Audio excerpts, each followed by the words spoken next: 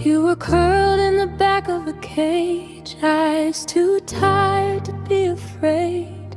Cardboard tag with a number, not a name. I knelt down anyway, one small paw on my shaking hand. Room fell quiet, clocks forgot to stand. You sighed like you'd been waiting there for years. I said, it's okay, I'm here.